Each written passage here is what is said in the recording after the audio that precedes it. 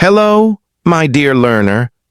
I'm truly glad you're here today, because what we're about to talk about is something every English learner faces, yet so many feel alone in: the challenge of speaking English with confidence. Before we go into methods, techniques, and success stories, let's start with honesty. Speaking English in real life is scary. It's not just the grammar or the vocabulary. It's not the accent or the pronunciation.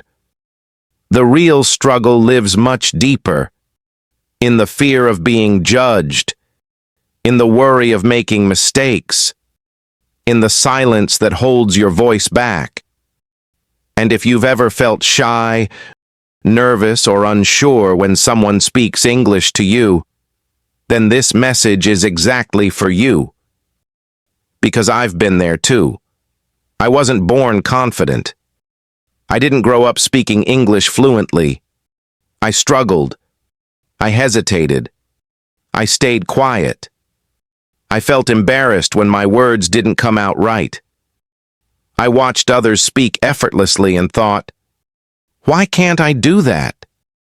And maybe you've felt the same way. So today, let's walk together, slowly, gently, through the emotional journey of learning to communicate in English. This is not a grammar lesson. This is not a vocabulary lecture. This is a heart-to-heart conversation about fear, courage, growth, and transformation. Let me take you back to one of the earliest days of my own English journey. I was sitting in a classroom surrounded by classmates who seemed confident, fluent, and fearless. The teacher asked a simple question. Can someone give an example sentence? I knew the answer.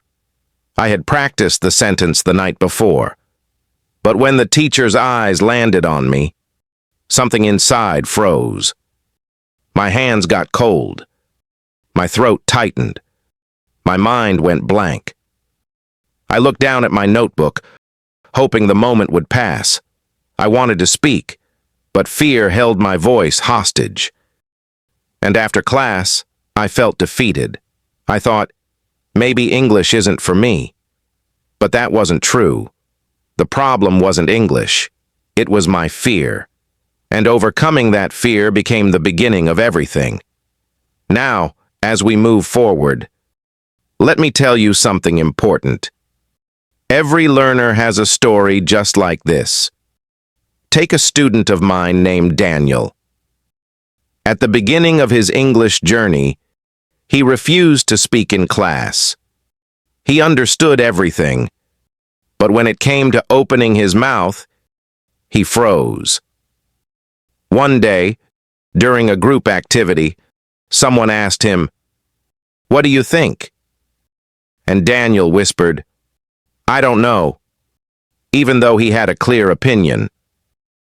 After class, he came to me and said, "Teacher, I'm not afraid of English. I'm afraid of people." And that was a breakthrough moment, because many learners feel the same. They don't fear the words, they fear the reaction. So I taught Daniel something simple. Speak small. Just say short sentences. "I think so." "That's true." "Maybe," or "in my view." And slowly, sentence by sentence, his confidence grew. A few months later, he was volunteering to lead discussions. That transformation didn't come from grammar. It came from consistent, brave communication practice. Now let's transition into one of the biggest truths about English speaking. Confidence does not magically appear before you speak. It grows because you speak, even if your voice shakes. And that's why the first practice I teach all learners is the habit of small speaking moments. These are short, simple, low-pressure conversations that build confidence. For example, when you order food, Instead of silently pointing at the menu, say, "I would like this, please." When someone asks how you are, instead of replying with only a smile, say, "I'm fine, thank you." And you? These tiny moments may feel small, but they build your communication muscles the same way small exercises strengthen your body. One of my learners, Hannah, used this method to overcome her fear. She was extremely shy, the type who would panic even at the supermarket when someone asked, "Paper or plastic?" She once told me she avoided speaking in English because she didn't want people to notice her mistakes. But I encouraged her to start speaking in micro-conversations. The first time she whispered her sentence. The second time, she spoke a bit clearer. By the 10th attempt, she could order coffee confidently. That is how confidence grows. Not in one big moment, but in many small ones. Now, let's transition to another powerful communication practice: self-talk. Talking to yourself in English might sound strange, but it is one of the most effective ways to build fluency privately, safely, and comfortably. Instead of waiting for someone to talk to you, you become your own speaking partner. For example, while cooking, say, "I'm chopping onions now." While planning your day, say, "I need to finish this task first." Before going to bed, reflect and say, "Today I learned 3 new words." The more you speak English inside your daily life, the more natural it becomes. One of my students, Omar, improved dramatically using this method because he was too embarrassed to speak in front of others. But he practiced speaking alone in his room every day for 5 minutes, describing his actions, talking about his plans, summarizing his day. In 3 months, his fluency improved faster than he had expected because English became part of his daily rhythm. And now, let's gently move to one of my favorite storytelling moments: the day a student named Liana discovered the power of shadowing. She had always admired native speakers' smooth, natural flow of speech, but she didn't know how to sound like that. So I introduced her to shadowing, listening to a short audio and speaking along with it at the same time. At first, she felt silly. Her timing was off. She stumbled over the words. She laughed awkwardly, but she kept going. Day after day, her pronunciation improved. Her intonation softened. Her rhythm became smoother. And one day she said to me, "Teacher, I can finally hear myself speaking English confidently." That moment felt magical because she didn't just learn English. She learned to trust her voice. Now let's move deeper into another emotional challenge: the fear of mistakes. Many learners stay silent because they believe mistakes are embarrassing. But here's the truth: mistakes are not signs of weakness, they are signs of growth. Every fluent English speaker you admire made thousands of mistakes to get where they are. One of my students, Rafi, used to say, "I don't want to speak until I can speak perfectly." But perfection is a trap. It keeps you waiting forever. So I told him, "Let imperfect English be your teacher." And he took that advice seriously. Whenever he made a mistake, instead of feeling ashamed, he said, "One step closer." With that mindset, his communication skills improved faster than students who waited for perfection. His courage to be imperfect became his superpower.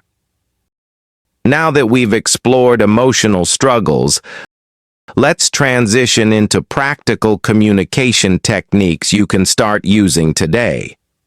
First, practice openers. Simple beginnings to conversations, such as, "Can I share something?" or "I'd like to add my opinion." These help you enter conversations without fear. Next, use fillers, like, "Let me think," "That's interesting," or "Well." These give your brain time to find the right words. Then, use connectors such as and, but, because, and so to make your speech smoother and more natural. Simple, yes, but powerful for communication. Let me share one more story, this time about a student named Mina. She was terrified of speaking English in public. She once told me she avoided meetings at work because she didn't want to say the wrong thing. So I taught her a technique called structured speaking, answering questions in 3 steps: a direct answer, a reason, and an example. For instance, "Yes, I agree, because teamwork helps us finish faster." For example, "Yesterday our group completed the task together." Within weeks, Mina became known as one of the clearest speakers in her team. Her boss even complimented her communication skills. And when she told me this, she cried. Not because it was hard, but because she finally realized she was capable all along. Now let's slowly transition toward the heart of this journey. Your voice matters. Your English doesn't have to be perfect. It just has to be yours. Every time you speak, you send a message not only to the world, but to yourself. A message that says, "I am learning, I am growing, I am trying," and that is something to be proud of. So now, let me ask you a question. When someone speaks English to you, how do you respond? Do you stay silent? Do you panic? Do you pretend not to understand? Or do you try even a little to speak back? Think about your answer honestly. Because today, I want you to take one step forward, no matter how small. Speak one sentence, one word, one attempt. Because every attempt is progress. Let's end this journey with one final message. Confidence is not something you wait for. It is something you build, slowly, bravely, repeatedly. Speak with fear. Speak with mistakes. Speak with courage. Speak even when your voice trembles. Because every time you speak, you sharpen your communication skills. And I am here, cheering for you, believing in you, walking with you. Your English communication journey starts with one brave moment, and that moment can be right now.